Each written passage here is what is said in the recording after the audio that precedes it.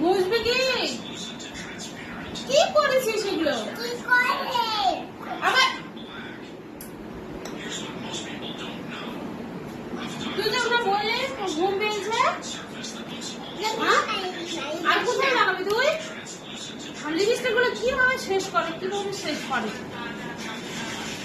এখন ঘড়ি কাটা কটা বাজে রাত 11টা বাজে আর ঘুমানোর বাজে দেখো মনে হচ্ছে ফেসিয়াল করছে লিপস্টিক দিয়ে ফেসিয়াল করছে।